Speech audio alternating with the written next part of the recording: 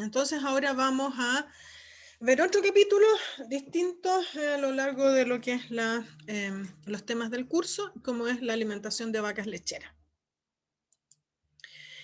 Esta diapositiva probablemente ya la conocen, la pueden haber visto en distintas formas, en distintos cursos, pero siempre es una diapositiva útil para poder poner en contexto qué significa alimentar a la vaca lechera a lo largo de su lactancia y a lo largo de su gestación. En la primera parte,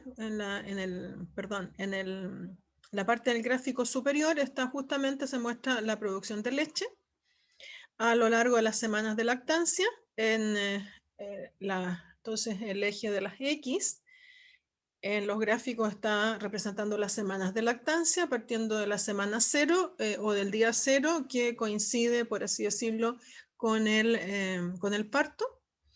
Y podemos apreciar la típica curva de producción que empieza a aumentar paulatinamente hasta llegar a un pic que se ubica espacialmente en estas semanas de lactancia en distinta ubicación de acuerdo al manejo alimentario que se haga de la hembra, de la vaca.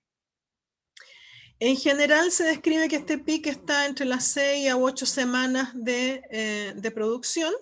Sin embargo, ese pic se puede desplazar más atrás, por así decirlo, a la décima semana, a la duodécima semana, dependiendo de la calidad de la dieta y del manejo alimentario que se esté haciendo de esa hembra, ¿ya? Pero en términos generales podemos decir que es más o menos a los 6 u 8 semanas, ¿ya? El pic. Alcanzado el pic, la leche empieza a decaer hasta el momento del secado que ocurre, el del secado de la vaca, que ocurre alrededor de 2 meses previos a la fecha probable de parto, y eso se obtiene desde los registros de antecedentes reproductivos de la hembra. También tenemos una curva de alimento, una curva de consumo de alimento, una curva de materia seca, ¿ya? Y que sigue o que lleva prácticamente la misma forma que la curva de producción de leche. Pero la diferencia está en que si el pic de producción de leche se alcanza más o menos a la 8ª semana, 6 8ª semana, el pic de consumo se alcanza fácilmente, o podríamos decir un mes después. Hay un desfase de más o menos un mes o un poco más del pic de consumo de alimentos en relación al en relación a la producción de leche. Y eso se refleja entonces en una pérdida de peso vivo que acontece justamente en las primeras semanas del parto, después del parto, en las primeras semanas de la lactancia, donde la hembra pierde peso, y una vez que acontece, por así decirlo, el pic de consumo de alimento, progresivamente esa hembra es capaz entonces de ir recuperando peso. Eso si lo llevamos a un gráfico de balance energético, vemos que la hembra prácticamente hasta el momento en que alcanza el pic de consumo de alimentos se encuentra en un balance energético negativo, y una vez que sobrepasa ese consumo de alimento, ese pic de consumo de alimento, el animal entra en un balance energético positivo. Eso implica que mientras esté cursando con un balance energético negativo en las primeras semanas de lactancia, el animal está perdiendo peso y sustancialmente está perdiendo reservas corporales de tipo grasa. Una vez que el animal es capaz de recuperar el balance energético del balance energético negativo y pasar a positivo, es capaz entonces de volver a deponer peso, a sintetizar lo que se perdió, y por lo tanto se refleja en una ganancia de peso. Y también, como vamos a ver, en un cambio en la condición corporal. Justamente porque aquí se da, en las primeras semanas de lactancia, se da un balance energético negativo, hay pérdida de peso, pero básicamente se refiere a pérdida de de estado corporal, de reservas corporales que se relacionan con reservas de grasa. Y se refleja entonces en el cambio en condición corporal. Y ya vamos a ver más adelante cuáles son los requisitos que se establecen de alguna manera para un adecuado nivel de condición corporal en las distintas etapas de la lactancia para una vaca lechera. Este gráfico de alguna manera relaciona lo que ya vimos en términos de consumo de energía, esta suerte de etapa o periodo de balance energético negativo, ¿ya? Donde hay movilización de grasa corporal, y por lo tanto pérdida de condición corporal, y aquí entonces en la última parte del gráfico, en la parte más baja, los cambios o la situación reproductiva, por así decirlo, en términos de días abiertos, cuando se comienza con el chequeo, con las posibilidades de establecer entonces los periodos de servicio y ojalá tener esa hembra gestante. Ojalá a los 100 días, ya, pregunta de prueba. Mal contestada también, creo. Y así. Ups. Entonces, el consumo de alimentos. Bueno, hay un aspecto fundamental que tiene relación con justamente con tener un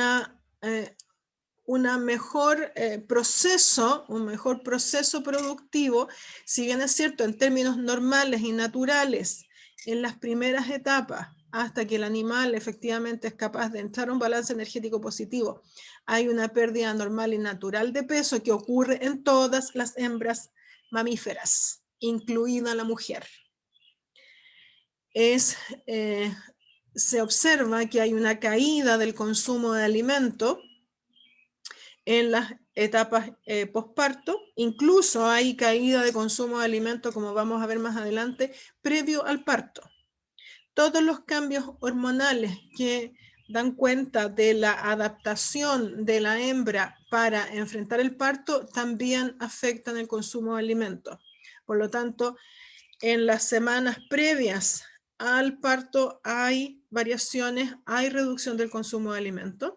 El día del parto prácticamente hay consumo cero, hay muy poco consumo de alimentos, y una vez que la hembra pare, el consumo de alimentos se va tomando de vuelta de manera paulatina. Ahora, si bien es cierto, las capacidades genéticas de las hembras para producir leche es muy alta y ellas son capaces de, a expensas de sus reservas corporales, responder a esa capacidad genética productiva, el pic de todas formas de lactancia va a estar afectado por esta suerte de curva de consumo de alimentos. Es necesario restablecer el consumo de alimentos lo antes posible. Ojalá que sea lo antes posible, y de aquí depende la calidad del alimento que le estemos dando a las hembras, y en particular todo lo relacionado con el funcionamiento del rumen. Aquí es donde uno dice a la vaca lechera, la alimento, pero el alimento pensando de alguna manera en el rumen, en que ese rumen esté funcionando lo más adecuadamente posible, en que el pH del mismo se conserve en rangos lo más fisiológicos posible. De esos aspectos, de alguna forma, vamos a poder tener entonces un pic de consumo de alimento lo antes posible y reducir entonces este periodo de balance energético negativo. Ahora, ciertamente el consumo de alimentos va a dar cuenta de la posibilidad de ingerir los nutrientes que se requieren tanto para la producción de leche como para la recuperación de la condición corporal del individuo. Por lo tanto, el consumo de alimentos ciertamente es vital para poder establecer o para poder hacer un buen proceso productivo. Y es así entonces como el consumo de alimentos, y establecido como consumo de materia seca, porque no me sirve de nada o solamente el consumo de alimentos a secas. Tiene que ser de materia seca para que pueda ser comparable, ¿ya? Va a estar afectado por una serie de factores, como es el peso vivo del animal, la producción de leche, la etapa de la lactancia o de gestación, la condición corporal, el estado de salud, diversos factores ambientales, diversos factores de manejo y diversos factores de la dieta. Por lo tanto, vemos que el desafío que se nos presenta para poder establecer y otorgar al animal un adecuado consumo de materia seca es un desafío, y es el primer desafío que un productor y que un profesional debe poder manejar. De un adecuado consumo de materia seca va a ser factible que ese animal sea capaz de producir bien en cantidad y en calidad, y luego recupere su condición corporal, y luego se recupere de su anestro postparto y recupere también su actividad reproductiva. Entonces, los aspectos que dicen relación con consumo de materia seca son vitales en el manejo de una vaca lechera o de un rebaño lechero. Justamente de los factores que antes les mencionaba, y de acuerdo a los antecedentes generados por Bill Wise, que es un nutricionista, un connotado nutricionista de vacas lecheras de la Ohio State University. Yo tuve la oportunidad de trabajar con él.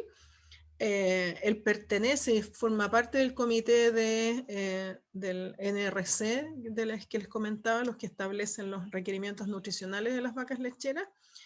Y él en sus trabajos, justamente abordando el tema de consumo de materia seca, da cuenta de los factores que están afectando y de cuál sería la importancia relativa de estos factores en relación al consumo de materia seca. Es decir, cuánto del consumo total que realiza un animal es responsable de estos factores. Y es así como la producción de leche es el elemento o el factor que da cuenta de la mayor proporción del consumo de materia seca. Es decir, es el factor que más impacta la producción, es el factor que más impacta el consumo de leche.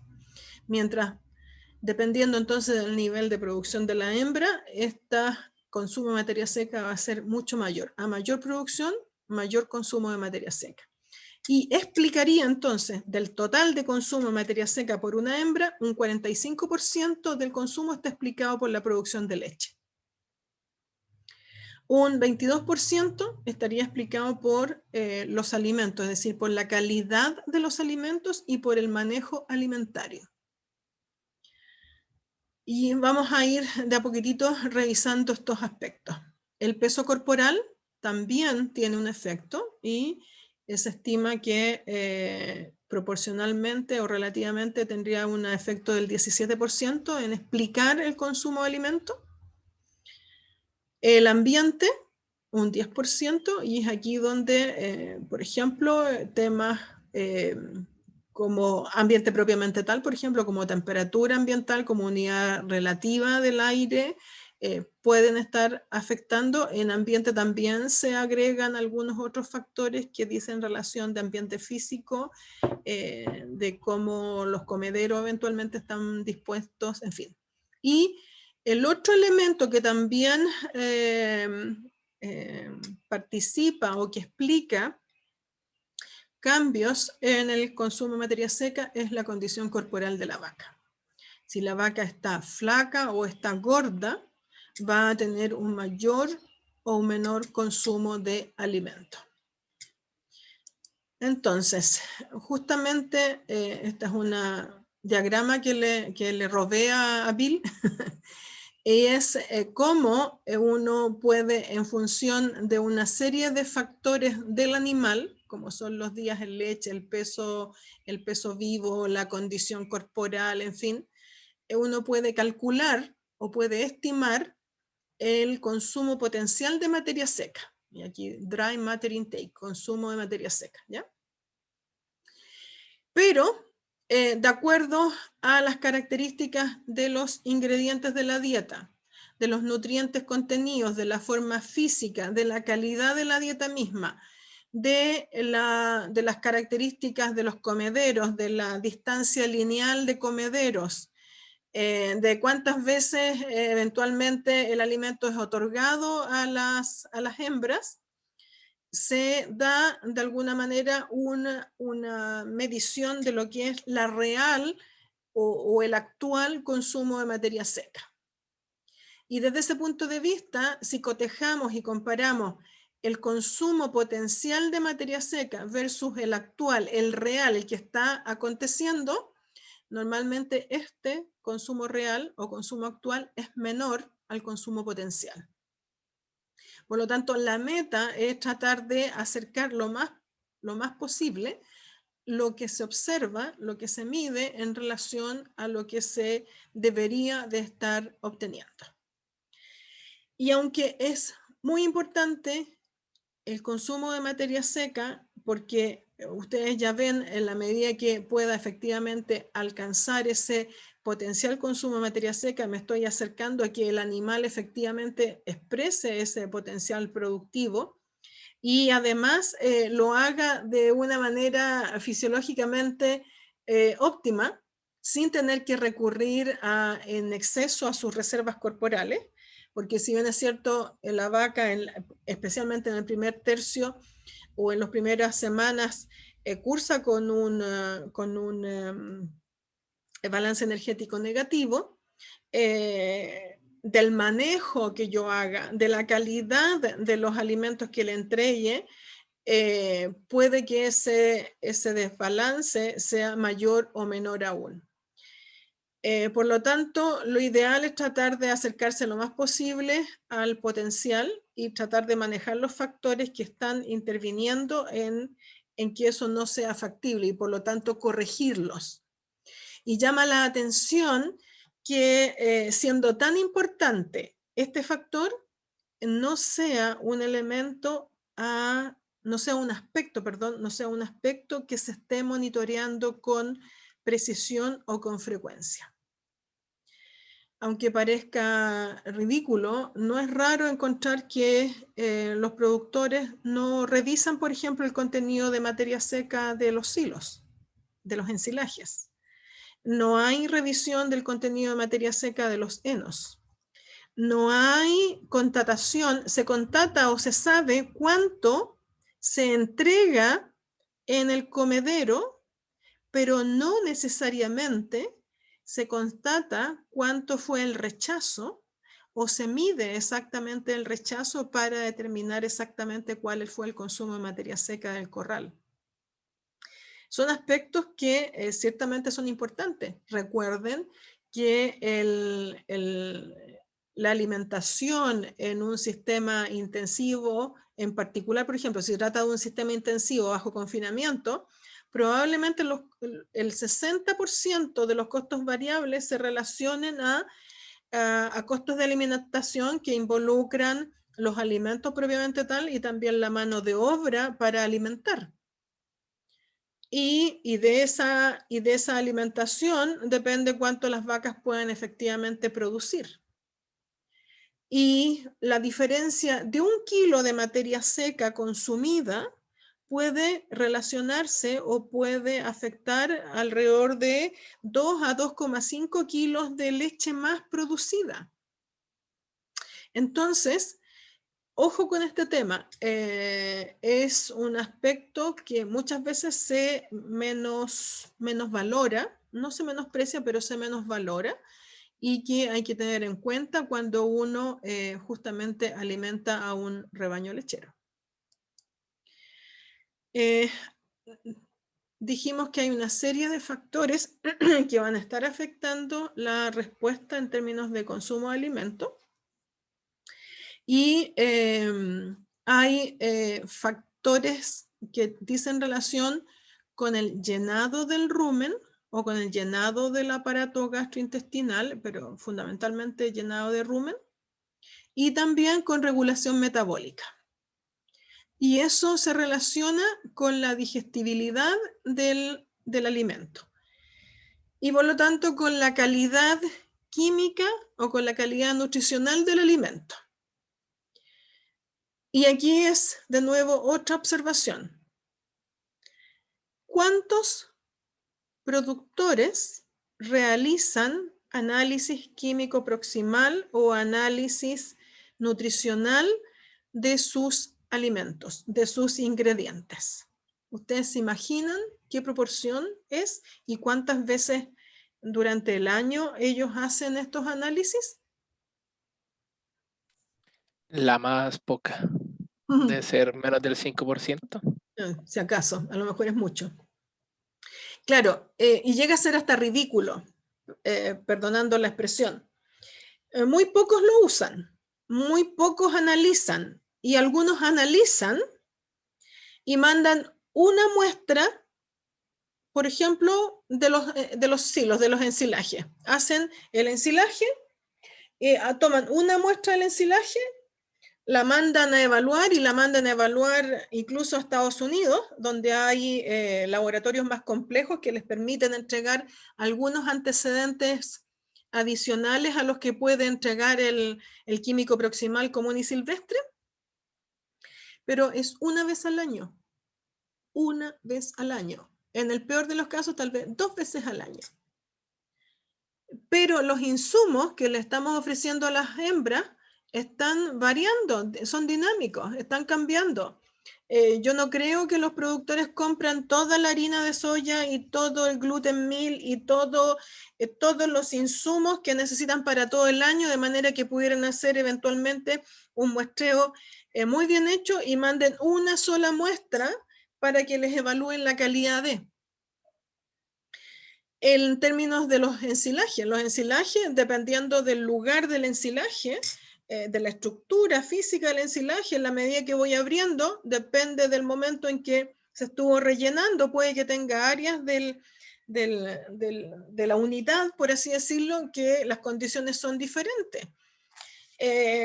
También es cómo se maneja el ensilaje o el silo. Lo destapan y empiezan a sacar y se queda todo un frente abierto. En la medida, si eso no se cierra, ahí hay pérdidas de nutrientes, hay pérdidas de agua y hay pérdidas de nutrientes que son de tipo volátil.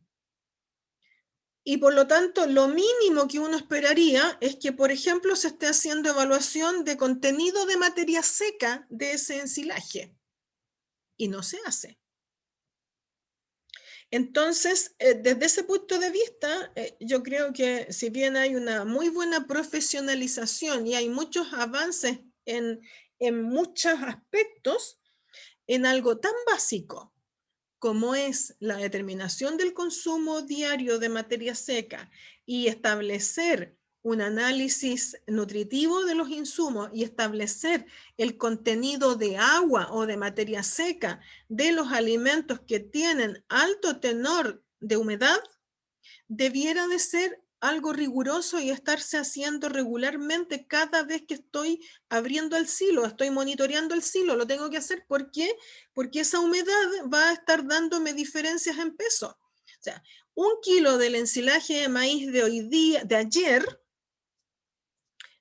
pensando en un día que no fue muy caluroso, y pensemos que voy a tomar mañana ese mismo otro kilo de ese mismo ensilaje, pero con el día de hoy que van a ser 33 grados y que por lo tanto va a permitir que haya una evaporación, una pérdida de humedad grande, la cantidad de materia seca de ese mismo silo va a ser distinta. Y puede que sean 2, 3%. Aparentemente no es mucho, pero cuando tengo un rebaño que está consumiendo 20 kilos de silo por cabeza, de ensilaje por cabeza, y son 100 vacas o son 200 vacas, esos porcentajes se transforman en kilos y en muchos kilos. Por lo tanto, yo puedo estar eventualmente desde ya, por un mal manejo, afectando el consumo de materia seca de esos animales. Estoy pensando que le estoy dando más o que le estoy dando menos. No es lo mismo, ¿ya? Entonces es ahí donde se requiere que haya mayor apoyo, existan también mayor cantidad de laboratorios que puedan entregar este apoyo y que los productores entiendan que el análisis de los alimentos es algo dinámico y no es algo que se hace 1 o 2 veces al año. Es así como en algunos, en Estados Unidos se han desarrollado algunas técnicas. Yo sé que hay algunos productores que acá lo usan, tampoco quiero ser tan categórica y decir aquí nadie usa nada, no. Que hay algunos que se preocupan y que, por ejemplo, hacen de vez en cuando, a lo mejor no con la rigurosidad diaria, pero hacen de vez en cuando materia seca del ensilaje. Y no necesariamente lo hacen enviando una muestra al laboratorio porque la determinación de materia seca de un ensilaje debiera ser casi instantánea. O sea, yo debiera poder hacerlo en el lugar de la lechería y hacerlo en un momento en que pueda tomar una decisión y hacer un cálculo rápido de hacer una corrección si es necesario realizarlo. Y son métodos en los que se utiliza, por ejemplo, microondas. Con una balanza de estas de cocina, de estas balanzas que uno usa para cocinar. Incluso uno puede comprar hasta una balanza con mayor precisión porque tampoco son tan caras y hacerlo en el horno de una casa, o en una cocina común y silvestre, en un horno, o bien en un horno microondas. Hoy día existen publicadas técnicas validadas para hacerlo con un horno, por ejemplo, de gas, o para hacerlo con un horno microondas, de manera que el productor puede muestrear el ensilaje, puede mostrar el soiling, puede mostrar algunos recursos que son, por ejemplo, más húmedos y donde el contenido de materia seca puede tener mayores variaciones y poder hacerlo localmente. Entonces se sugiere que desde ese punto de vista esas técnicas, esas herramientas se puedan utilizar, se puedan implementar para poder tener una mayor certeza de qué es lo que está consumiendo o no el animal.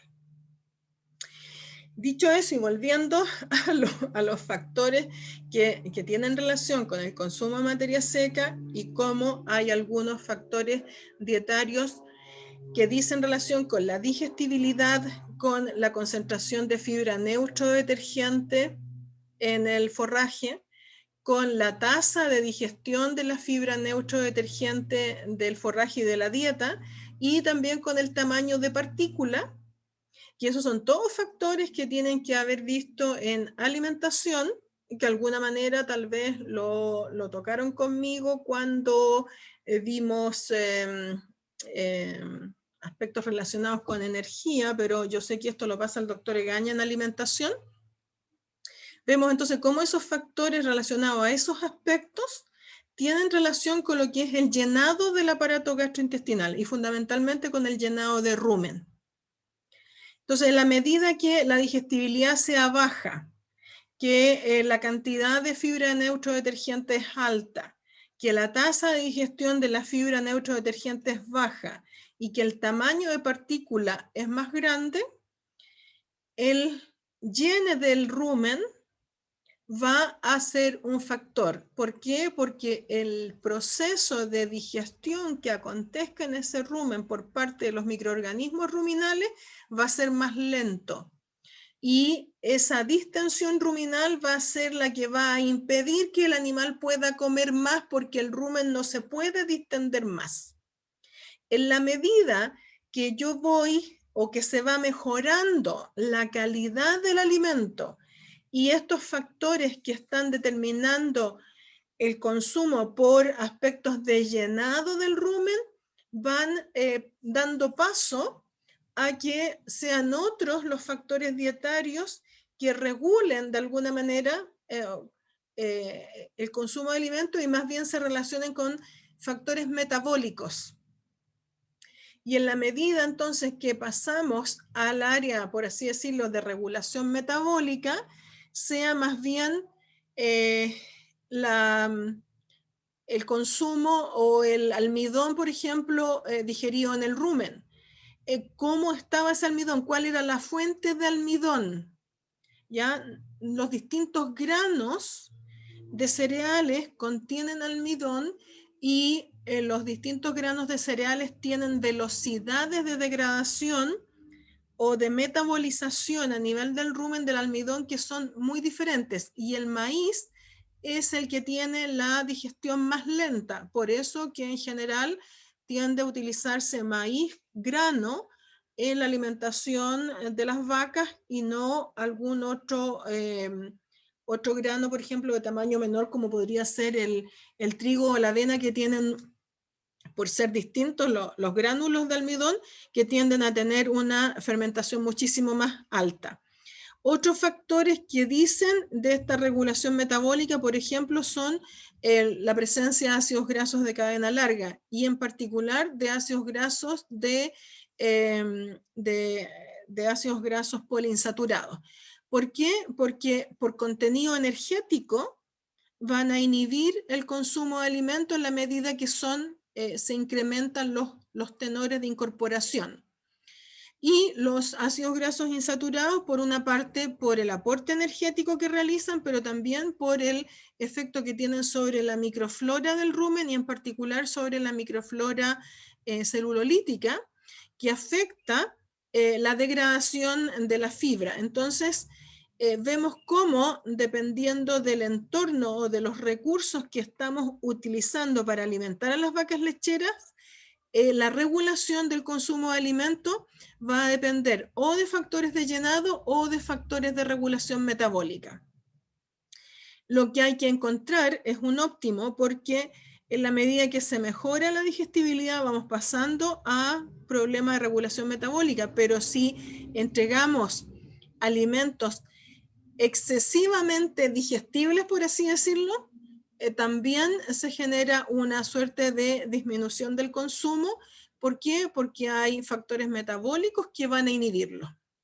Entonces, tenemos que buscar de alguna forma un óptimo en términos de calidad de la dieta que permita manejar los factores de llenado y los factores de regulación metabólica, para poder lograr ese punto de máximo consumo de materia seca o de máximo consumo de alimento. Por ejemplo, el tipo de forraje es importante. La respuesta al consumo de materia seca es diferente si estoy utilizando alfalfa o gramíneas, ¿ya? Alfalfa, una leguminosa, gramíneas puede ser una bayica. Entonces aquí en este gráfico de la izquierda de su pantalla, tenemos en el eje de las X el porcentaje de inclusión de forraje como porcentaje de la materia seca. Y en la medida que se aumenta el porcentaje de forraje en la dieta, el consumo de alimento disminuye. Entonces, donde prácticamente un 40% de la materia seca como forraje estaría entregándonos de alguna manera un óptimo en consumo de alimento, y en la medida que esa cantidad de alfalfa se aumente a un 60 o un 80%, va a haber una disminución del consumo de alimento. Si es gramínea, o si es, por ejemplo, una bayica, la que se incrementa de 40 a 60 o de 60 a 80%, la caída en consumo de alimento va a ser mayor aún. Entonces, una cosa es hablar del forraje, pero la otra es hablar del tipo de forraje y esencialmente de la cantidad de fibra neutro-detergente aportada por el forraje.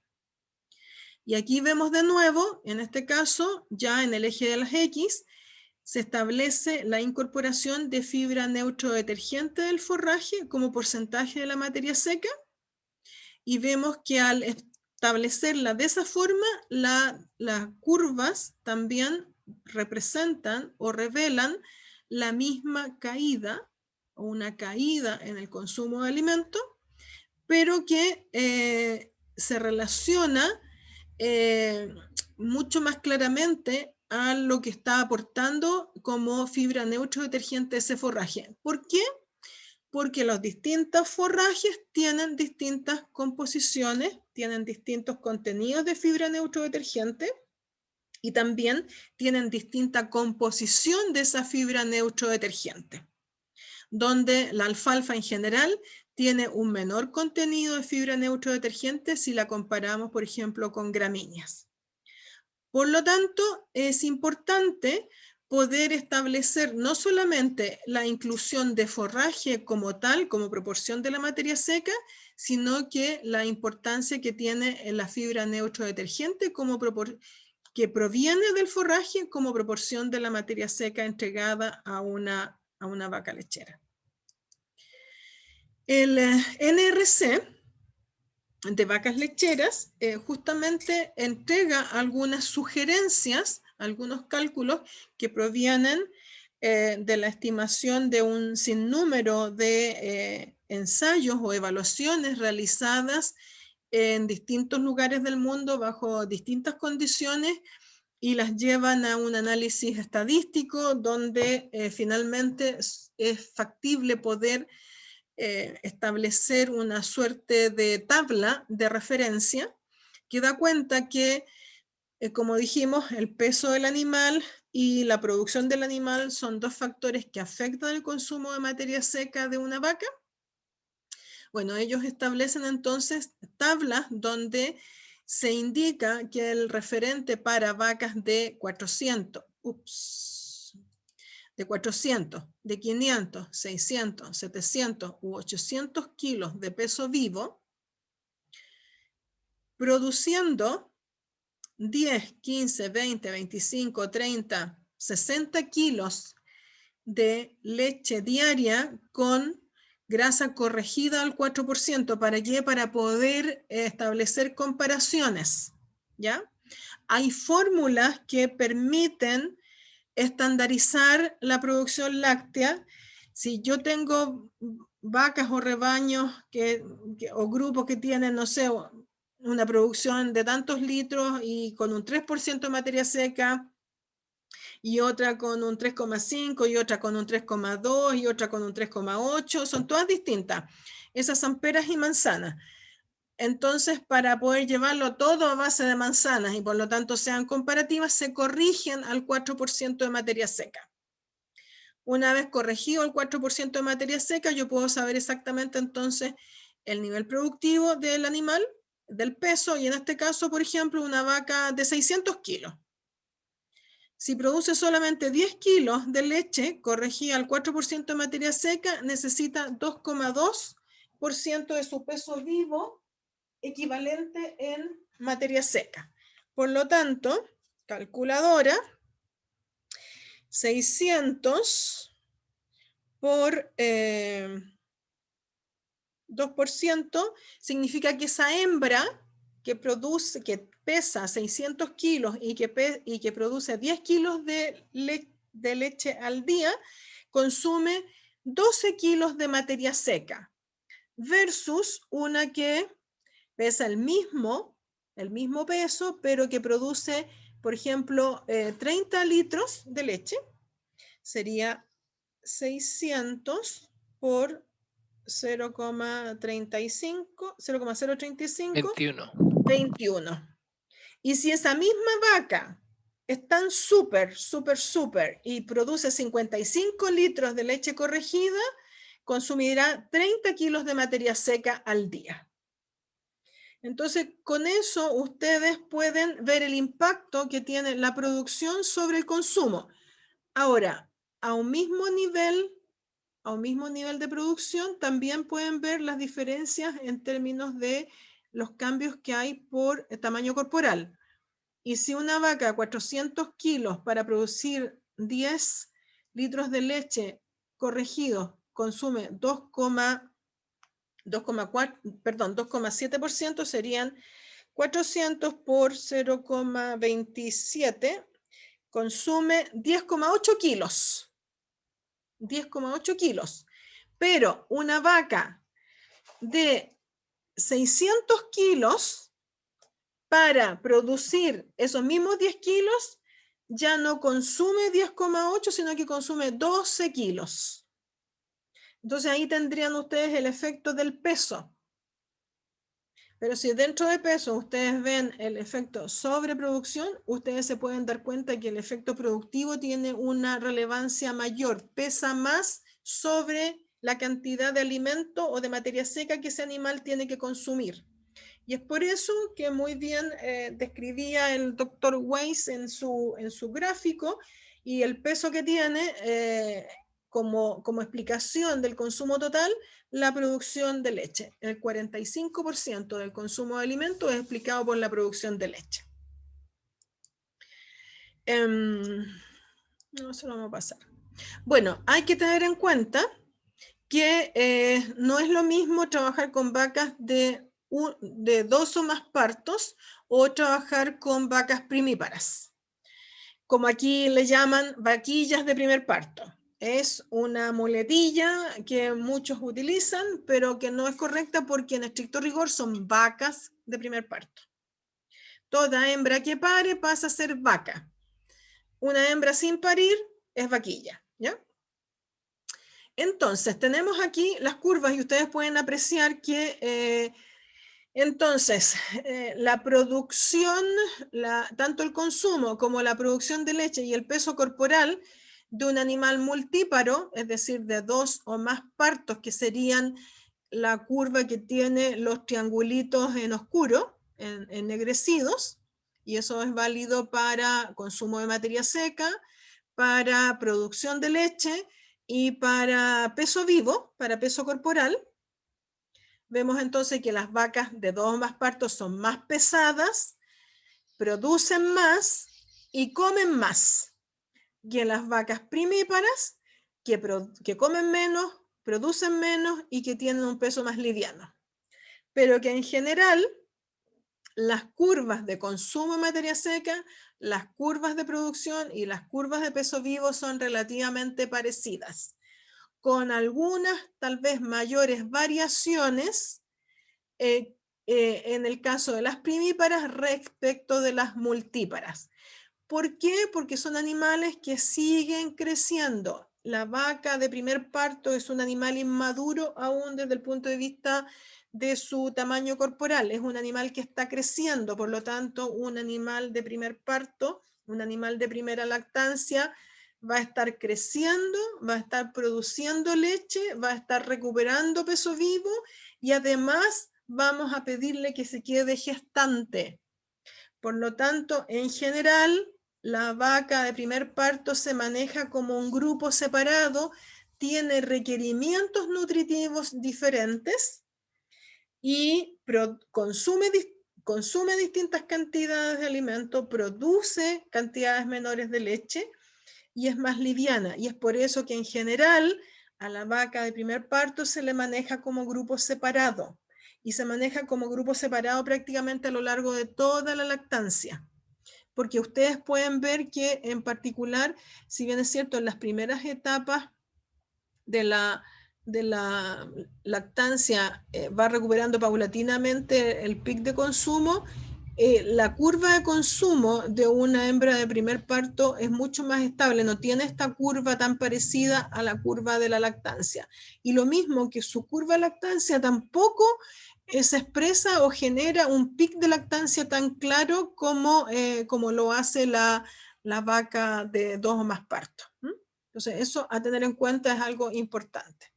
Bueno, y se refleja claramente acá en esta curva de vacas primíparas versus vacas multíparas. Entonces, el consumo de materia seca respecto del tiempo de la lactancia, ustedes ven que al inicio de la lactancia el consumo está deprimido, prácticamente el día del parto se estima que es casi cero. Se han hecho algunos cálculos y en una curva bien manejada, porque aquí sí que es variable. Si la alimentación que le estoy dando a la vaca es mala y, por ejemplo, le estoy poniendo forraje de mala calidad o estoy incluyendo muchos elementos fermentecibles que eventualmente llevan a que el pH del rumen baje más allá de lo que son los rangos normales, ese animal se va a demorar más aún en alcanzar el consumo de alimento esperado. En términos normales, se estima que durante la primera semana de lactancia, la vaca muestre una capacidad de consumo equivalente al 70% del consumo potencial, por así decirlo. En la segunda lactancia, un poquitito más alto, 78, la tercera 85, la cuarta 88, la quinta 91, la sexta 93, la séptima 95. Se esperaría entonces que en la octava semana ya pudiéramos estar al 100%. Pero ese crecimiento, esa curva que se describe, va a depender del manejo alimentario y de la calidad de los alimentos que se le entreguen a ese animal. Este es un referente siempre y cuando las cosas se hagan bien. Si no se hacen bien, el pic de lactancia se va a demorar y no se va a alcanzar alrededor de la sexta o octava semana de lactancia, sino que se va a alcanzar a la 12ª o mucho más tarde. Yo siempre recuerdo que cuando empecé a preparar estas clases hace mucho tiempo atrás y como más novata, buscaba y leía y rebuscaba cosas. Recuerdo haber leído incluso algunos papers, algunas investigaciones donde daban cuenta que si la calidad de la alimentación es mala, el pic de consumo de materia seca se puede venir a establecer prácticamente en la semana 20.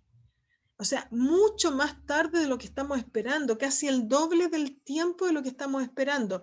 Y eso tiene relación con la vaca, con la capacidad de producción, con la capacidad de recuperar más pronto de su balance energético negativo. En fin, tiene una serie de consecuencias negativas para el animal y para el proceso productivo y también reproductivo. Y es por eso que el manejo alimentario es tan importante.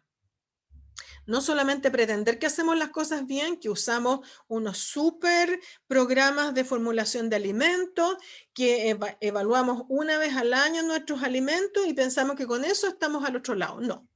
A las vacas hay que estarlas observando, hay que estarlas midiendo, hay que estar corroborando en terreno que lo que se les está ofreciendo es lo que ellas necesitan y es la calidad de lo que pensamos que le estamos dando.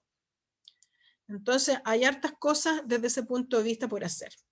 Bueno, aquí un referente nada más que para que tengan una idea de lo que significa esto para una vaca en particular. Aquí se me olvidó, tengo que ponerle el peso al cual es el referente, ¿ya? Ojo con eso. Se las voy a arreglar antes de subírselas a la plataforma. Aumento de la producción de leche, aumento relativo del consumo en relación al peso vivo y el aumento en consumo de materia seca absoluta. De un animal de un peso dado, de 9 kilos a 31, significa pasar de 14 kilos de consumo de materia seca a 20 kilos de materia seca. En el periodo seco, que es la etapa en que la hembra está cursando los 2 últimos meses de gestación, se estima que el consumo de materia seca es menor, puesto que solamente para sostener aspectos de mantención y para la cría que está gestando, que si bien es cierto corresponde al último tercio y es donde existe el mayor desarrollo del feto, se establecen 2 periodos y ya más adelante vamos a ver por qué se establecen 2 etapas o 2 periodos al interior del periodo seco. Se estima que en la etapa inicial, que podría ser el primer mes, las primeras 4 a 5 semanas del periodo seco, de entre un 1,8 a un 2,9% del peso vivo, y en el periodo final, del orden del 1,5 al 1,7% del peso vivo. ¿Por qué? Porque hay una pérdida del apetito. Por lo tanto, aquí, y lo vamos a ver en el momento correspondiente, tenemos que hacer algunas maniobras para asegurarnos de entregar los nutrientes que la hembra necesita. Pero en términos de lo que es su proporción en relación al peso vivo, hay una disminución del consumo de alimentos, de la capacidad de consumir alimentos y que deriva de temas fisiológicos, ¿ya? Propios del último periodo de gestación. Bien, otro factor que da cuenta o que se relaciona con el consumo de alimentos es la condición corporal. Y la condición corporal no es otra que el grado de gordura de los animales. ¿Y por qué se utiliza, si bien es cierto, se utiliza en forma combinada, por así decirlo, tanto el peso vivo como la condición corporal? Porque nos están dando informaciones que son diferentes. Eventualmente, y aquí es donde el tamaño del animal importa de alguna forma, porque frente a un mismo peso vivo, se pueden tener distintas condiciones corporales, que de alguna forma puede relacionarse con el tamaño del animal. Si yo tengo un animal de una alzada, y aquí voy a exagerar las cosas, permítanme esta exageración porque creo que es más fácil. Si tengo un animal, o podríamos comparar, hagamos esto, comparemos razas, Jersey y Holstein. La Jersey, un animal mucho más liviano, más pequeño, 300 kilos. Una alzada que no debe ser mayor a 1,10 m tal vez, un poquito más. A ver, déjenme ver, una alzada así, una Jersey pudiera ser, sí, más o menos 1,10 m.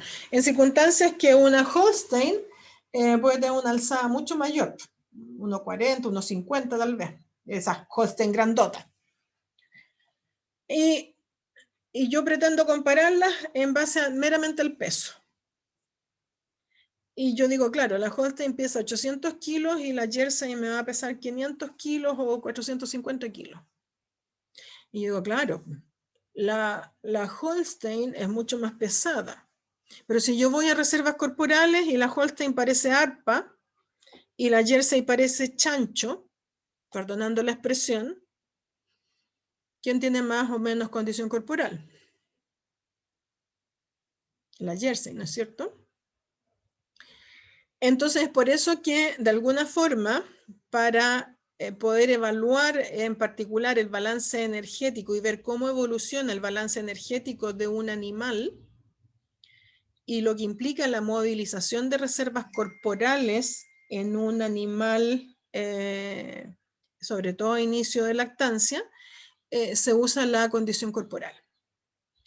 Y entonces la condición corporal lo que nos permite es poder comparar animales de distintos tamaños, de distintos pesos en relación a sus reservas corporales. Es decir, cuán flaca o cuán gorda puede estar un animal. Y da lo mismo si ese animal es chico o grande. Porque el peso absoluto no me dice mucho si yo las quiero comparar. Yo puedo tener un mismo peso para una Holstein que para una Jersey. Y si entiendo que son animales de tan diferente envergadura, claramente yo puedo pensar que la Holstein no está en buenas condiciones y la Jersey está sobrecondicionada. Posiblemente, habría que verla, ¿ya? Entonces, desde hace ya bastante tiempo atrás se utiliza lo que es la condición corporal, y la condición corporal no solamente se utiliza en ganado lechero, sino que también se utiliza en ganado de carne, en ganado ovino, en ganado caprino, en cerdos, en fin, en distintas especies para poder establecer el grado de reservas corporales, reservas energéticas, que básicamente significa cuánta grasa tiene de reserva el animal en las zonas donde se acumula grasa como grasa de reserva. Y es así que, bueno, dependiendo de la escuela, hay escalas de condición corporal de 1 a 5 o bien de 1 a 10. Y habitualmente, en el caso de las vacas lecheras, se utiliza la de 1 a 5, que es la que se plantea aquí en esta diapositiva, donde la condición corporal grado 1 es una situación de subcondicionamiento severo, es decir, el animal emaciado, un animal flaco, un animal prácticamente sin reservas energéticas. En el estado 2 o grado 2, un esqueleto obvio. En el grado 3, un buen balance de esqueleto y tejidos superficiales. En el grado 4, esqueleto no tan obvio como tejidos superficiales. Y en el grado 5, sobrecondicionamiento severo, es decir, demasiadas reservas corporales y el esqueleto no es obvio, no es factible de poder visualizarlo. Entonces, uno, para poder evaluar la condición corporal de un animal, que es una situación subjetiva, pero es entrenable, y en la medida que las personas se entrenan para evaluar condición corporal, y uno les hace, por así decirlo, competir y compara, normalmente llega al mismo resultado después de cierto entrenamiento. Entonces nos podemos preocupar, por ejemplo, de visualizar las apófisis espinosas de las vértebras de la zona lumbar, de la zona torácica. Mientras más acentuadas sean, significa, ¿ya? Mientras más acentuadas sean, significa que hay menos reserva. Aquí, por ejemplo, si vamos a la zona de la pelvis, podemos ver que entre las apófisis espinosas de las vértebras lumbares y las tuberosidades ilíacas o eventualmente isquiáticas, se manifiesta una suerte de fosa o de depresión que en la medida que el animal va acumulando reservas grasas, esta prominencia de las apófisis espinosas se va perdiendo y la fosa que se establece entre las apófisis espinosas de las vértebras lumbares y, por ejemplo, las tuberosidades ilíacas o isquiáticas de la pelvis, se van, como quien dice, minimizando, se van rellenando y ese hueco ya no es tan hueco, se va aplanando hasta que en un animal que está sobrecondicionado prácticamente no es factible visualizar las apófisis espinosas y se ve como un espacio lleno y donde las tuberosidades ilíacas e isquiáticas tampoco son factibles de poder ser visualizadas. Otra zona interesante de observar y que dice relación también con estos acúmulos de grasa o de reservas energéticas es la base de la cola. Normalmente al lado de la cola, entre las vértebras coxígeas y la tuberosidad isquiática, se establece una suerte de fosa, de espacio. Mientras menos sean las reservas corporales, aquí el espacio es más marcado, y en la medida que el animal va recuperando condición o se va engordando, esa fosa, ese espacio, ese hueco, esa hendidura, va desapareciendo y se va llenando con grasa y por lo tanto se hace mucho más redondita, menos prominente. Estas son entonces formas relativamente fáciles de poder entrenar el ojo, la vista, para poder establecer una buena caracterización de la condición corporal sin tener que tocar el animal. Porque en estricto rigor, cuando se describieron o se describe la condición corporal de un animal, pasa por la observación visual, pero también por tocar las zonas de acumulación de grasa y que entre comillas, se habla de zonas de manoseo y por lo tanto el pecho del animal es un área donde también se acumula bastante grasa, pero para poder observarla o para poder detectarla hay que tocar, hay que manosear. Como se trata de poder hacer una observación visual sin tener que tocar al animal, sin tener que inmovilizarlo, sin tener que manejarlo mayormente, es que se recurre más bien a esta observación visual y que se preocupa, por así decirlo, de las eminencias óseas, de cuán obvio es el esqueleto y cómo ese esqueleto de alguna manera va desapareciendo bajo una capa de grasa subcutánea y de zonas de acumulación específicas como son, por ejemplo, la base de la cola. Entonces aquí tenemos justamente lo que les explicaba, aquí tenemos la base de la cola, la tuberosidad isquiática y aquí tenemos la depresión que se establece entre las vértebras coxígeas y esta tuberosidad isquiática. Acá tenemos el ilion, ¿ya? De la cadera. Acá tenemos vértebras lumbares.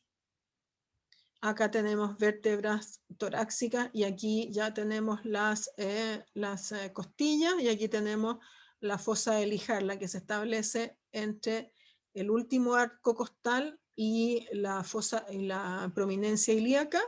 Se describe una especie de triángulo y eso es la famosa fosa de Lijar. Entonces acá tenemos, por ejemplo, 3 vacas con distintas condiciones.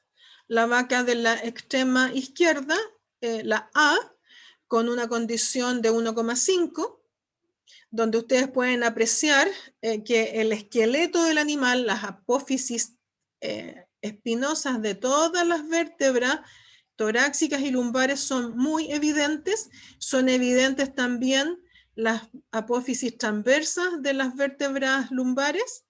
Es muy evidente las paletas, las tuberosidades isquiáticas e ilíacas del coxal, describiendo una fosa muy marcada. Incluso ustedes pueden hasta ver aquí de alguna forma las vértebras coxígeas. Y aquí el espacio que se forma entre la cola y la tuberosidad isquiática, que se ve como algo oscuro, que no es un color negro, sino que es la oscuridad por la depresión que existe en esta zona. Esto demuestra que este animal está emaciado, está muy flaco, ¿ya? Falta de reservas corporales de distinta naturaleza. Uno podría especular y podría pensar que a lo mejor este animal no entró a lactancia muy bien y que perdió gran parte de sus reservas en la etapa inicial de lactancia y por eso quedó así. Ahora, uno no desearía ni esperaría que un animal pierda tanta condición corporal como para quedar en estas condiciones, ¿ya? En la 3 tenemos una situación óptima, intermedia, una condición corporal adecuada, óptima. Y en la C tenemos una vaca sobreacondicionada. Comparen la A con la C. Esta ya parece casi una chanchita. No se evidencian prácticamente las vértebras, las apófisis espinosas en ninguna. Aquí casi no hay depresión entre la tuberosidad isquiática y la cola. Acá arriba tampoco, está prácticamente cuadradita, está como todo bien rellenito. Un animal sobreacondicionado. ¿Qué es lo que se busca? Lo siguiente, al parto, ojalá de 3 a 3,5. Y en general, un animal no debiera de perder más de una condición corporal en la primera etapa de lactancia. Es decir, al servicio debiera de llegar por lo menos con 2,5.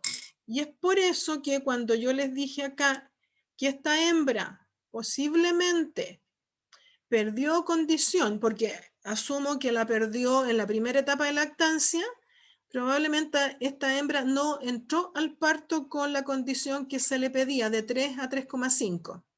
Esta hembra tiene que haber tenido menos de 3 o a lo mejor 3 y haber sido muy mal alimentada, de manera que movilizó prácticamente todas sus reservas y quedó en 1,5.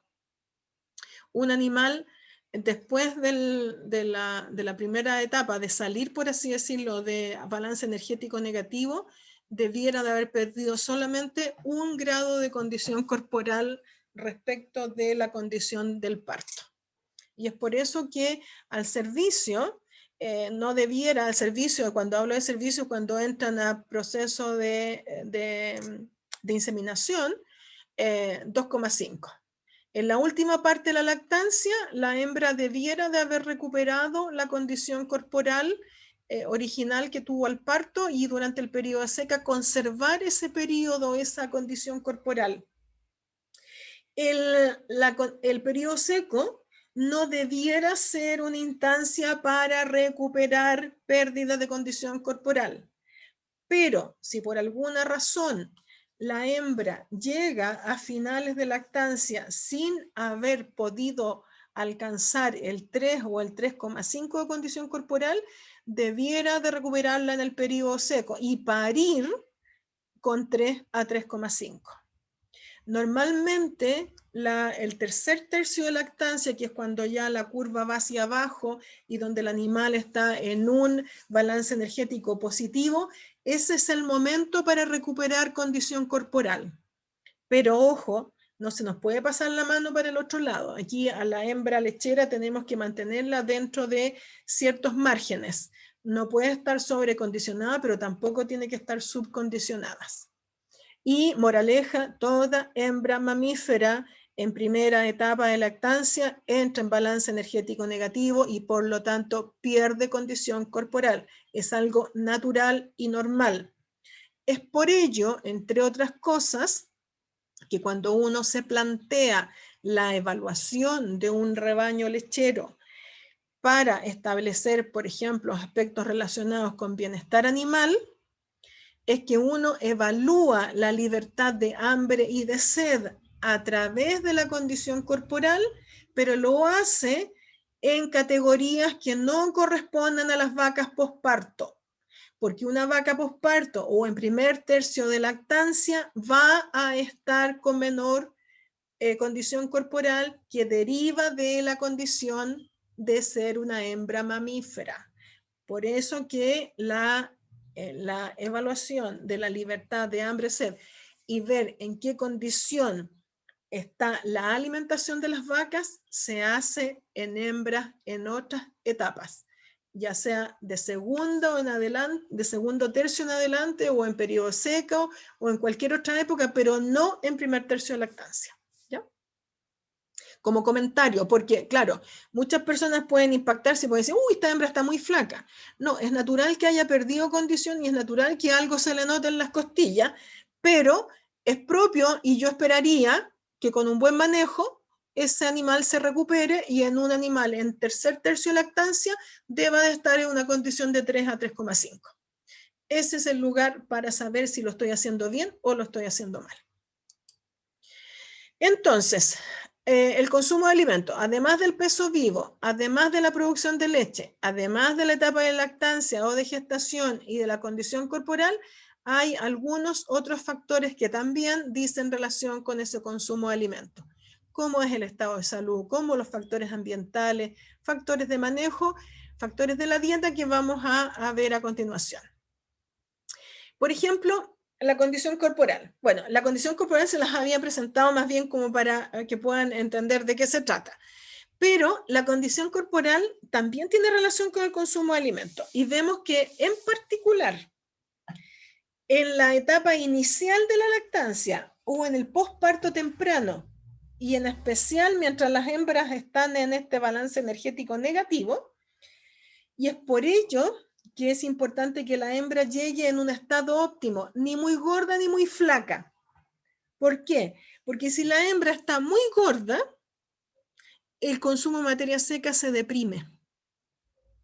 Y este trabajo, hecho por el profesor Gansworthy, que es de la Universidad de Reading en Inglaterra, él hizo una recopilación de trabajos realizados por él y por otros autores, donde evaluaron vacas, un distinto número de vacas, en periodos de lactancia entre la primera y las 16 semanas, la mayoría otro entre primera y 10ª semana o primera y 20 semanas, y evaluaron la condición corporal, condition score, CS, condición corporal, puntaje de condición corporal, al parto, donde establecieron grupos de menor condición y de mayor condición y midieron el consumo de materia seca por animal por día. Y se puede establecer entonces que en la medida que la condición corporal aumenta, el consumo de materia seca disminuye. Condición corporal aumenta. En este, por ejemplo, que hay tres grupos, una relativamente flaca, por supuesto con menor condición de la requerida, una hembra que pare con una condición baja, menor a la requerida, recuerden que es de 3 a 3,5, y una con un poco más de la requerida, tenemos prácticamente 2 kilos y tanto de materia seca menos consumida conforme aumenta la condición corporal. Y eso se repite en distintas investigaciones con distintos niveles, por así decirlo, de puntaje. Y eso se puede observar mucho mejor acá en este gráfico, donde se tiene la nota o la calificación de estado corporal y los kilos de materia seca consumida por vaca por día. En la medida que la condición corporal aumenta, el consumo disminuye. ¿Por qué piensan ustedes que puede pasar esto? Aquí, por ejemplo, claramente tenemos, y les voy a dar una pista, aquí hay un tema de regulación metabólica que se va a asociar con el consumo de alimentos y que es muy importante en el posparto temprano. Y es por eso que, ojo, no podemos llegar con vacas gordas al parto. Es más complicado llegar con una vaca gorda al parto que llegar con una vaca flaca. Si es que me preguntan qué preferiría yo, o qué preferiría tal vez cualquiera de los productores, un poquito más flaca que más gorda. ¿Qué pasa? Pueden haber varias aplicaciones, varios argumentos para dar cuenta de por qué con más condición corporal hay menos consumo de alimentos.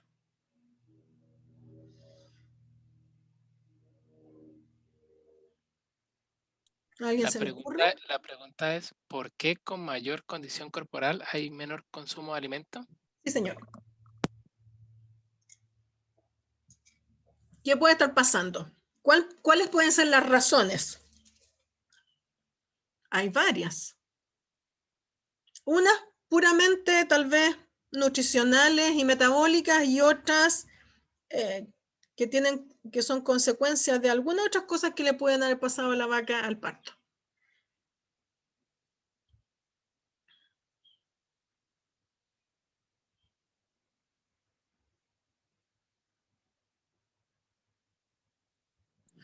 Me la jugaría yo porque igual al tener mayor condiciones ya va a sentir que tiene menos necesidades, entonces por eso va a comer menos, porque al fin de cuentas las movilidades van a ser, digamos, los menores.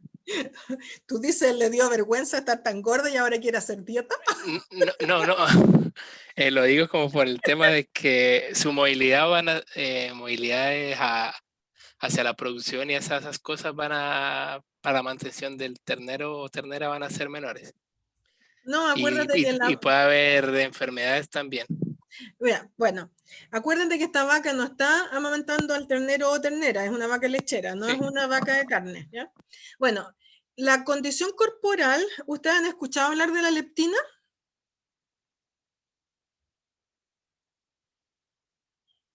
Fisiología. Endocrino. Ustedes saben que el tejido adiposo se constituye de alguna manera en un órgano endocrino, ¿no es cierto?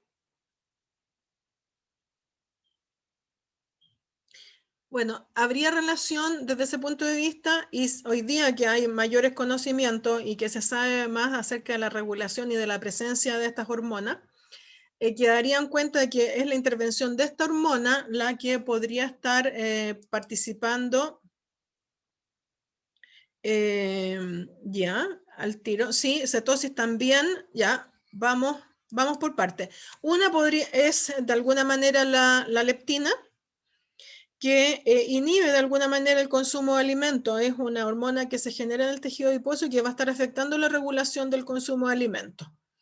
Eso desde ese punto de vista. Y la otra es que habitualmente una vaca que pare con sobrecondición y que está gorda va a tener problemas de parto distóxico. Y por lo tanto, una hembra con parto distóxico tiende a estar mal, a cursar con algunas otras consecuencias colaterales de ese parto distóxico, que puede ser eventualmente una endometritis o algún otro problema sanitario reproductivo, que finalmente también repercute sobre el animal y toda condición sanitaria del animal va a tener efectos negativos, o en general se observan efectos negativos sobre el consumo de alimentos. Y cuando un animal de alguna manera deja de consumir alimento y está en este balance energético negativo, echa mano de las reservas corporales y puede entrar entonces a un problema de cetosis. Entonces, ¿quién dijo que era cetosis? Sí, cetosis en parte, pero el problema se desencadena antes de la cetosis. Se desencadena a partir de esta regulación endocrina, que de alguna manera inhibe el consumo de alimentos y que permite entonces que la hembra, como requiere la energía, la empieza a movilizar desde las reservas corporales, y en ese caso puede entrar en un tema de cetosis y va a ser la cetosis la que a su vez va a tener el efecto negativo sobre el consumo de alimentos, y en ese caso entramos en una especie de bola de nieve, ¿ya? Es por eso que es delicado que una hembra entre en un estado de condición corporal tan alto al parto. Y desde ese punto de vista, es mejor en ese caso que entre un poco más delgada, porque al menos esa hembra va a presentar mejor apetito que la hembra sobrecondicionada.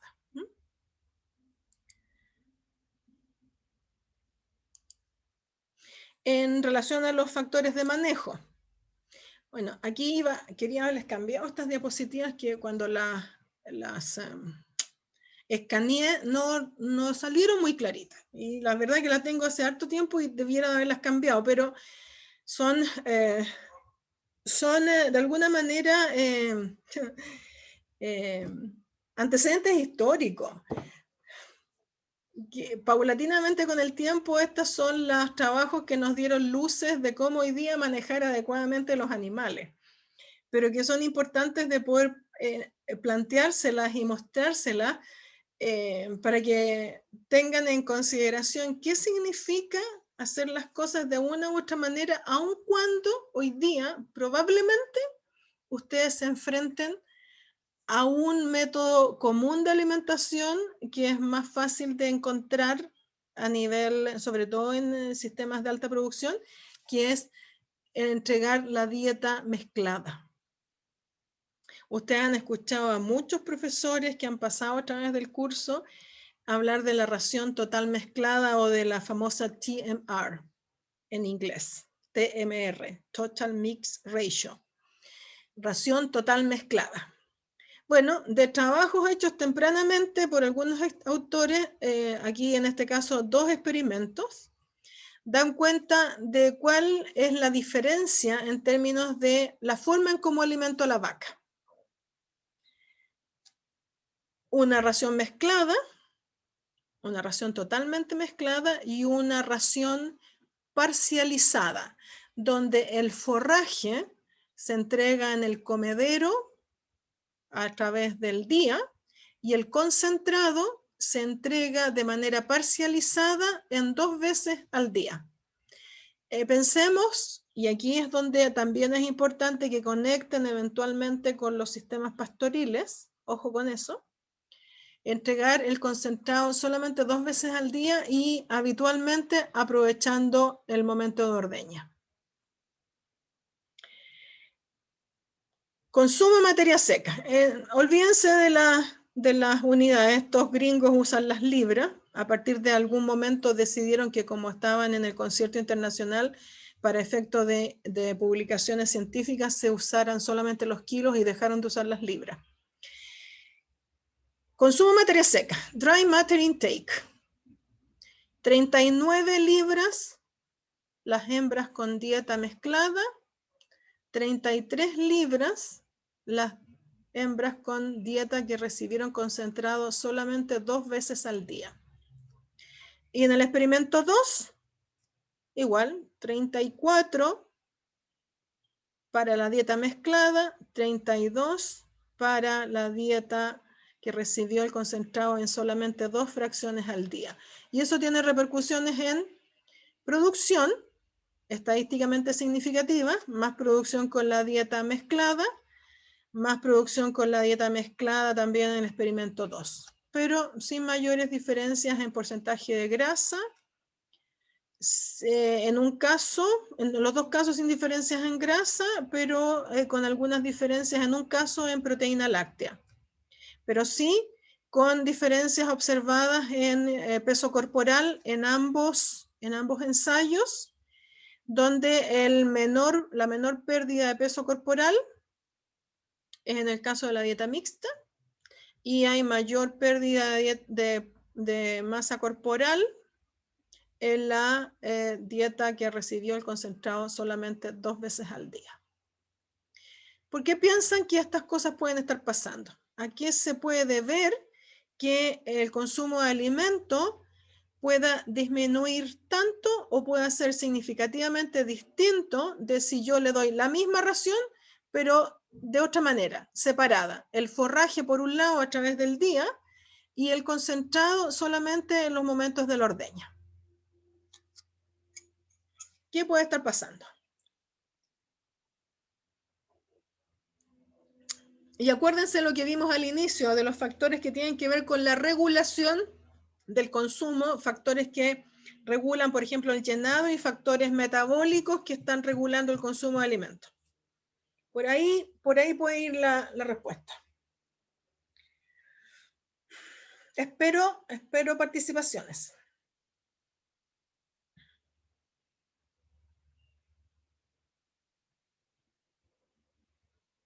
¿Tienen hambre ya?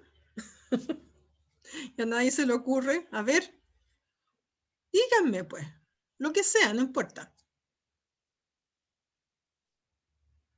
Ustedes me han escuchado en nutrición y yo les he dicho, yo creo que esto incluso hasta lo debo haber abordado con ustedes cuando he hablado de nutrición y cuando hablamos del rumen, y hablamos de los almidones, y hablamos del pH. Ahí apareció un chat, doctora. Sí, cuando se le da el concentrado ya tiene el rumen más lleno. Podría ser, pero no necesariamente por ahí. Podría tenerlo más lleno, pero ¿qué pasa si se come un patacón de concentrado? Es como, no sé, ¿por qué nos podemos comer un patacón de algo? Un kilo de chocolate, o un kilo de papas fritas. ¿Cómo nos sentimos al ratito? Sin ser rumiante.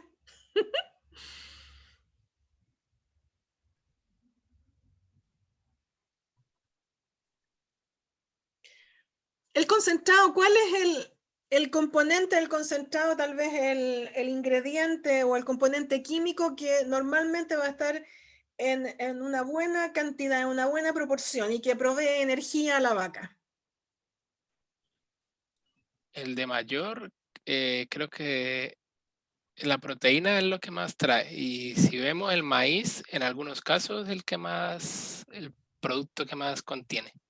Bueno, claro, un concentrado busca aportar una mayor concentración de nutrientes y busca entregar, por ejemplo, algo de proteína y en particular tal vez proteína no degradable, pero también entregar energía. Y normalmente la energía en el concentrado está en la forma de almidón, que está en el grano de maíz. Y si ustedes le dan una buena cantidad de almidón a una vaca, ¿qué va a pasar en ese rumen?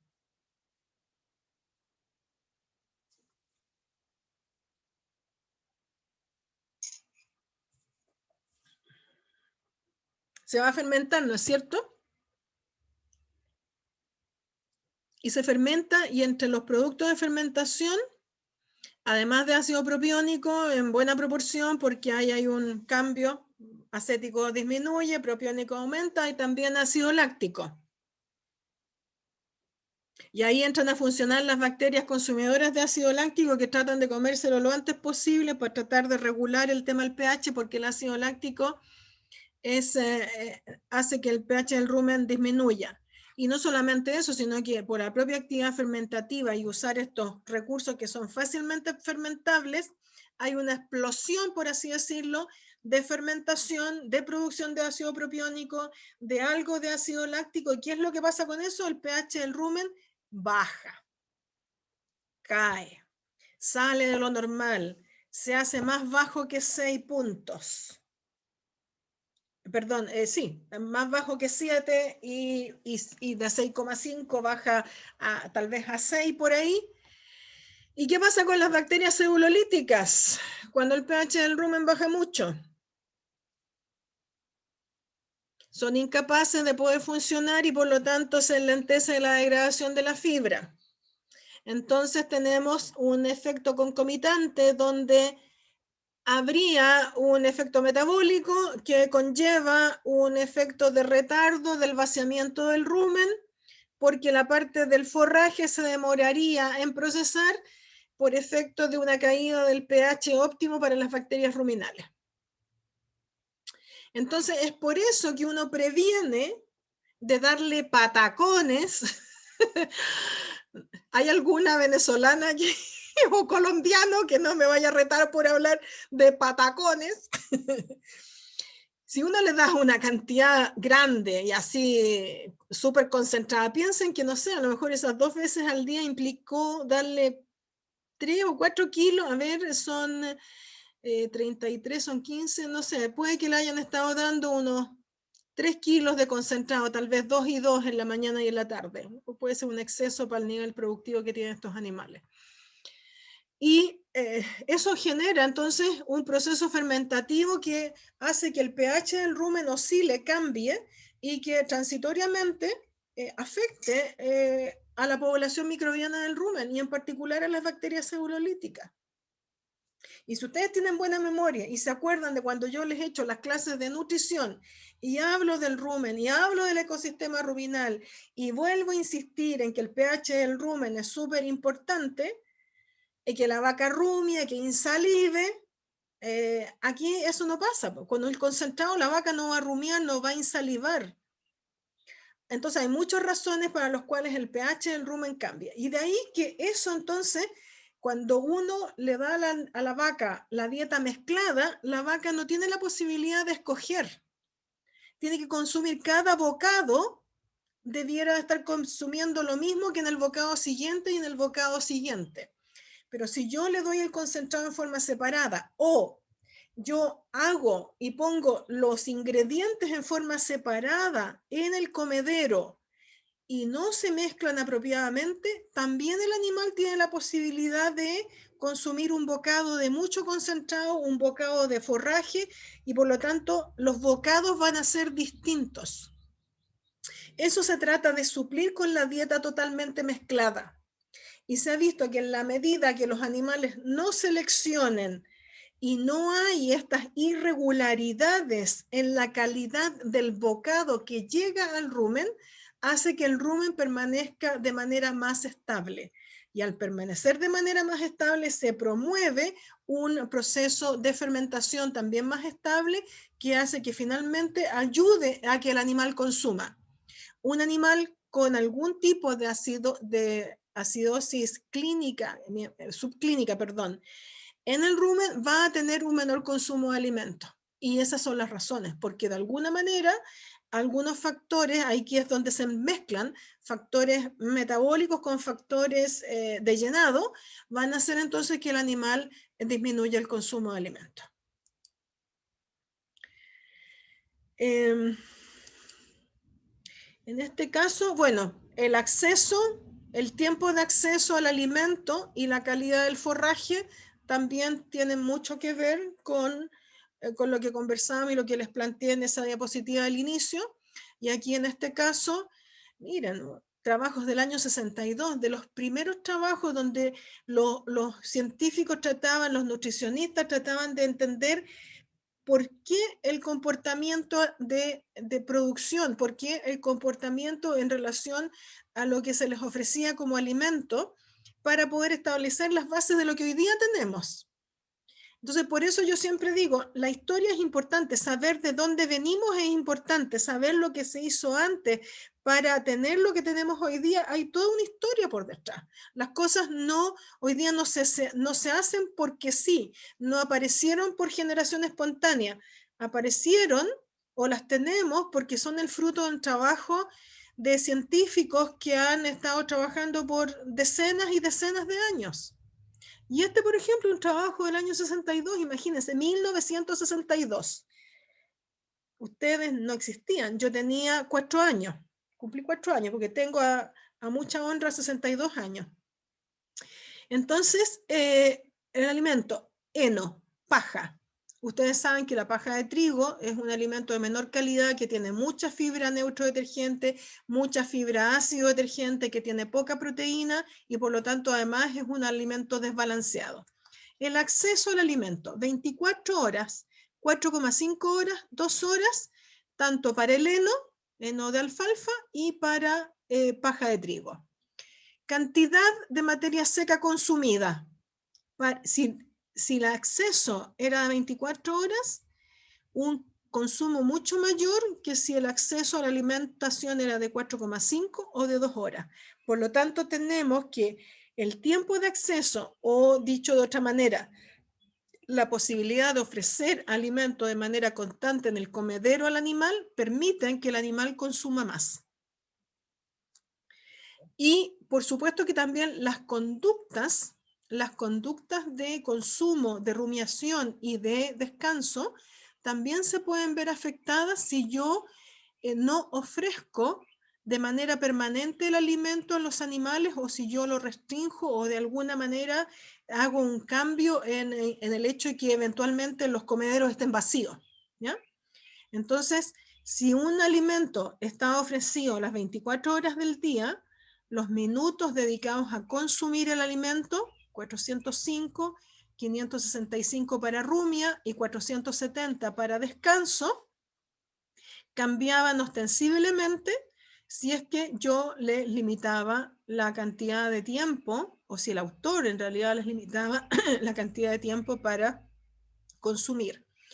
Y si comparamos solamente las 24 horas de un alimento de mejor calidad, que tiene una mejor digestibilidad, que es forraje, y que sí, está regulado por factores de llenado, pero donde la composición química, la cantidad de fibra neutrodetergente y la digestibilidad de la misma es importante, mejor calidad en el heno, peor calidad en la paja de trigo, podemos ver que hay diferencias en el consumo, prácticamente la mitad del consumo de alimento para la paja de trigo respecto del heno, y vean la cantidad de tiempo destinada a sus labores por parte de los animales que entonces comían menos, es menos atractivo. Aquí es donde hay factores de palatabilidad, de aceptabilidad de los alimentos. Si a mí me dan un alimento rico, yo estoy ganosa o gustosa de comerlo. En cambio, si el alimento es malo o es de poca palatabilidad, el animal no se va a interesar lo mismo y por lo tanto dedica menos tiempo a comer. Y de alguna manera eso también tiene que ver con la posibilidad de comer menos, aunque aquí también hay un tema de llenado y de tiempo de residencia en el rumen. Aquí este producto se demora mucho más en abandonar rumen que acá. ¿Por qué? Porque la digestibilidad es menor. Aquí podemos estar hablando de una digestibilidad de materia seca del orden del 60% para un heno de alfalfa, y acá en la paja de trigo de una digestibilidad de un 45%. ¿Ya? Entonces es así como la calidad del forraje afecta el consumo de alimento, perdón. Y aquí tenemos, bueno, en comparación de primíparas versus multíparas. Bueno, esto lo vimos y yo creo que es reiterativo. Pastoreo o friestol o cubículos, claramente esto ya se los había mostrado, si no me equivoco, el doctor Pulido, cómo los animales tienen distintos hábitos. Aquí también se cayeron en la prueba, chiquillos.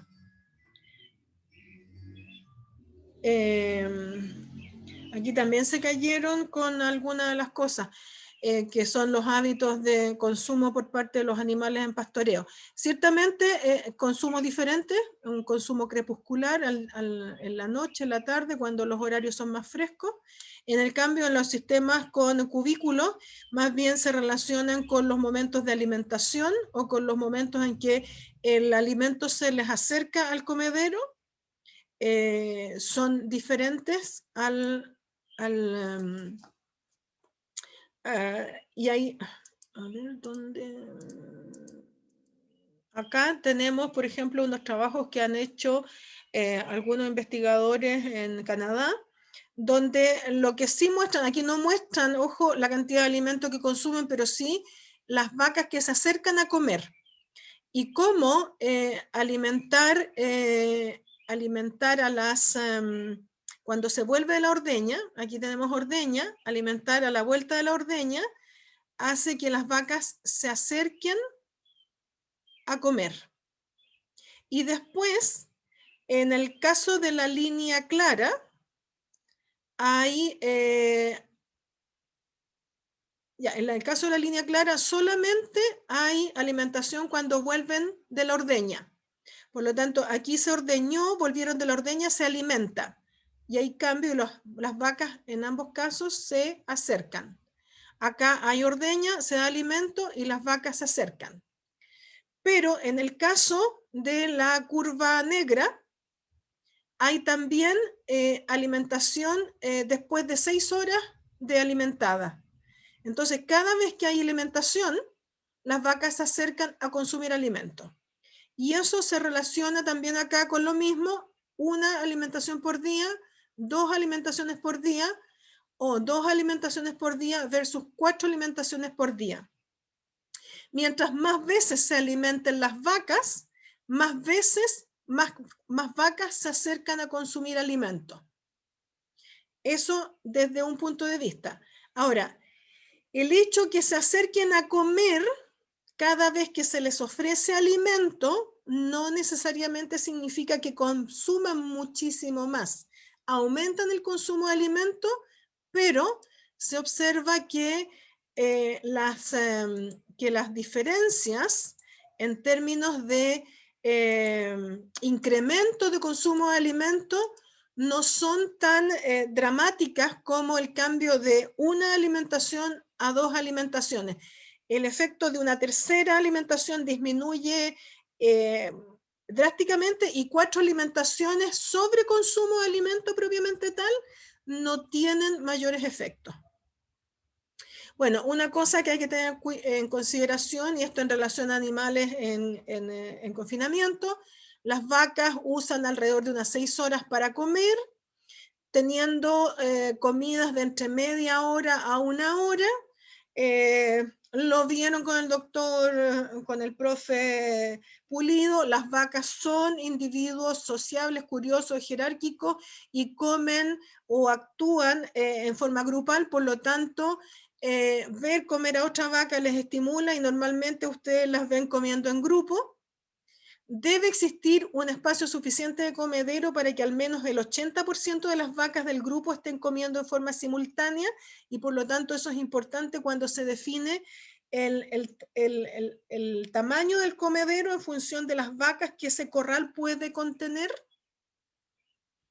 Existe una asociación entre el acceso al alimento, el consumo de materia seca y la producción, aunque estas vayan cambiando. Aquí hay recomendaciones, creo que el doctor Duchen también les dio, a lo mejor estamos repitiendo aquí, para el periodo de seca, cerca del momento del secado, 80 centímetros, para el periodo de transición entre 85 a 100, y para el periodo de lactancia entre 70 a 85 centímetros. El agua, muy importante. El agua es un aspecto relevante de las vacas lecheras, y se ha visto que en la medida que hay agua de buena calidad y las vacas la toman en cantidades adecuadas ad libitum, también hay un efecto sobre el consumo de materia seca. Es un nutriente muchas veces olvidado, y muchas veces en términos de calidad también olvidado. Se ha visto que una disminución de entre medio a 1 litro de agua en el consumo diario de agua puede hacer disminuir entre 1 kilo a 2,5 kilos de materia seca. Y dijimos adelante, 1 kilo de materia seca extra de consumo implica entre 2 a 2,5 kilos de leche más. Así que en este caso, la reducción del agua significaría reducir prácticamente unos 5 litros de leche, si hacemos ese cálculo. Entonces, de acuerdo a algunos estudios hechos en el Reino Unido, se estima que una reducción del 40% del agua reduce entre un 16 a un 24% el consumo de materia seca.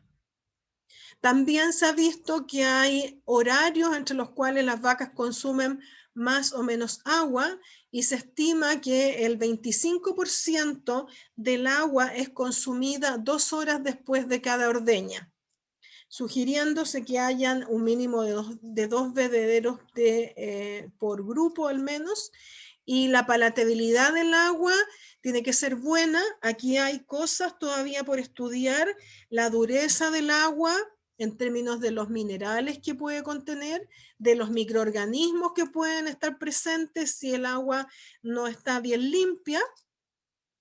Entonces aquí es donde lo que les comentaba delante, si el agua no fuera considerada deseable para el consumo humano, no debiera considerarse que es deseable para las vacas, como un referente. Y es aquí donde hay aspectos todavía que hacer, porque Cuando uno va a terreno y ve bebederos, ve todo tipo de bebederos.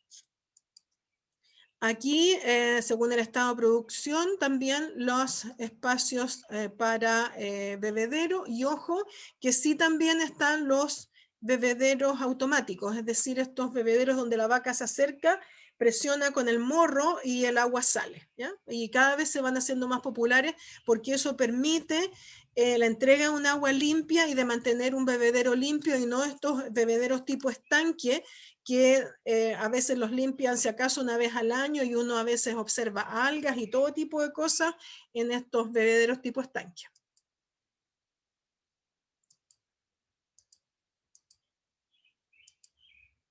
Entonces ustedes pueden, ya aquí me pasé un poco largo, vemos que de los factores de manejo, lo que es espacio comedero y frecuencia de alimentación, tiene que ver con la estimulación, por así decirlo, de las vacas a comer. El espacio comedero es importantísimo porque tiene que ver con la competencia entre animales. Si no se dispone de tamaño y de número de comederos necesario, las vacas van a competir, y aquí es donde las vacas más viejas, más pesadas y eventualmente las que pueden poseer algún tipo de cacho, generan una dominancia y son ellas las que van a comer, y las más livianas, las más chicas y las que no tienen ningún tipo de cachos van a sufrir las consecuencias. La frecuencia de alimentación, como les demostraba, tiene que ver en cómo los animales se comportan en relación al consumo, pero no necesariamente alimentar más de 3 veces aumenta más allá el consumo de alimentos. Sí, el cambio de 1 a 2 veces y marginalmente de 2 a 3 veces, pero más allá las evaluaciones realizadas nos dan cuenta de que puede haber una implicancia significativa.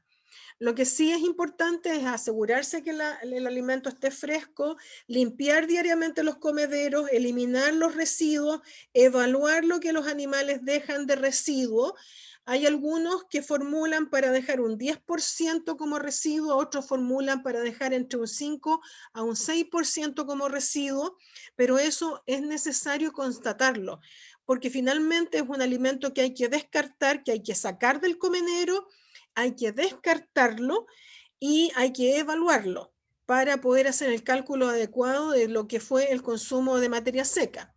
Yo les comentaba al principio, muchas veces los productores saben cuánto le dan de comer a las vacas, pero no todos miden cuál fue el rechazo, cuál fue lo que quedó en el comedero. Lo hacen un poco al ojo, pero las cosas no funcionan al ojo, hay que medirla, hay que pesarla, hay que evaluarla, ¿ya? Y bueno, van a haber una serie de factores dietarios, ya hemos comentado la digestibilidad de la dieta, la calidad del forraje y la digestibilidad de la misma, que tiene que ver con la concentración de la fibra dietaria, básicamente con neutro detergente y ácido detergente. Y vamos a ver que cualquier tipo de desbalance mineral va a tener efectos sobre consumo de materia seca, y muchas veces los minerales son nutrientes olvidados, alimentos en mal estado, alimentos que han sido fermentados por el calor. Por ejemplo, el hecho de alimentar, de tener comederos a todo el sol y que con el calor que hace, por ejemplo, en época de verano, se tienden a fermentar más y a veces a dejar ahí, o se acumulan y no se limpian. Todas esas cosas generan de alguna manera un efecto negativo sobre el consumo de alimentos. El tipo de proteína.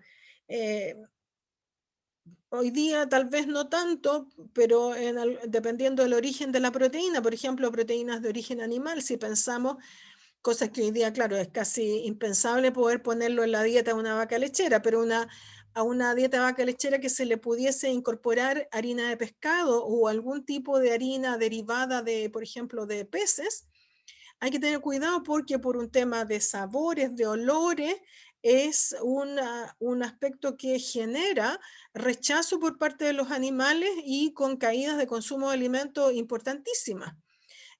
Grasas. Hoy día se utiliza el suplementar con grasa para entregar mayor densidad nutritiva. Vamos a ver más adelante que una manera de poder lidiar o trabajar o o neutralizar el efecto del estrés por calor sobre el consumo de alimentos y en particular sobre el consumo de energía es uso de grasas suplementarias. Pero hay que tener en cuenta que tienen que ser en un nivel adecuado que no sobrepase ciertas proporciones, porque si no metabólicamente la densidad energética de ese suplemento va a hacer que disminuya el consumo de alimentos por una regulación metabólica y también el tipo de grasa. No da lo mismo si es una grasa saturada o si es una grasa insaturada. También por temas metabólicos y por las implicancias que esas grasas pueden tener eventualmente sobre los microorganismos ruminales. En fin, entonces, algunos de esos aspectos los vimos en nutrición. Si ustedes se acuerdan de mis clases, yo hago hincapié en ese tipo de factores. Hoy día los tenemos que retrotraer para poder aplicarlos a una especie que el consumo de alimento tal vez de entre los rumiantes es la que presenta los mayores consumos y donde sabemos que en la medida que la vaca tenga una mayor capacidad de consumo de alimentos, va a ser capaz de poder expresar su potencial productivo, su potencial genético, y por lo tanto se traducirá en mayor producción de leche. ¿Para qué decir alimentos en mal estado o alimentos fermentados? Aquí están los alimentos que eventualmente pueden poseer hongos, mal conservados, en fin, son alimentos que uno no debiera de utilizar en la alimentación de vaca, no solamente por la vaca, sino también porque eventualmente pudiéramos estar traspasando algún tipo de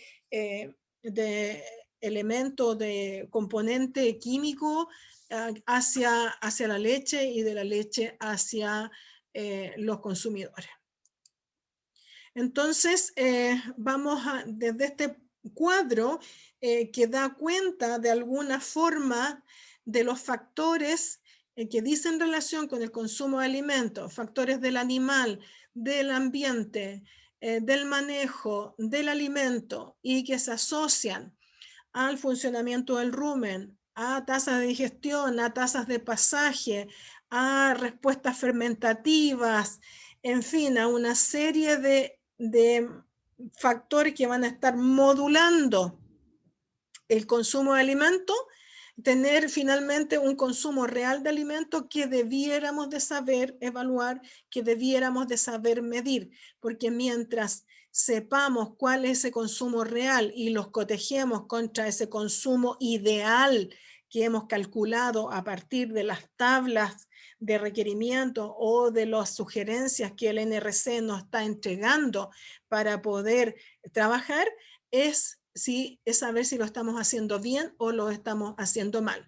En un ámbito que es tan importante por la implicancia que tiene hacia el animal, hacia el producto, pero también desde el punto de vista económico del sistema productivo.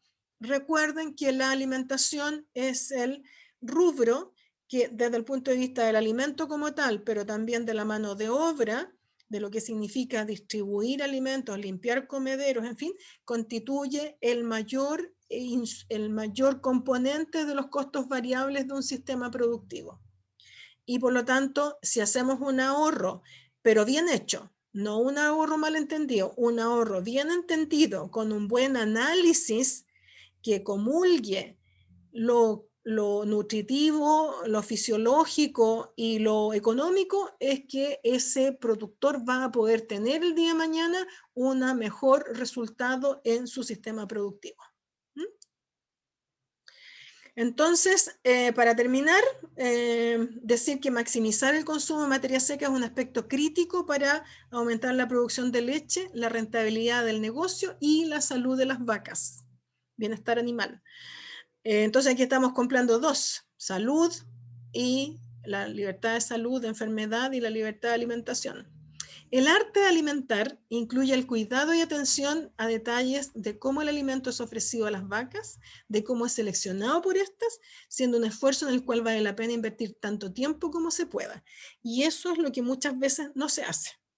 Se piensa que con solamente darles un buen alimento, en teoría un buen alimento, estamos haciéndolo bien.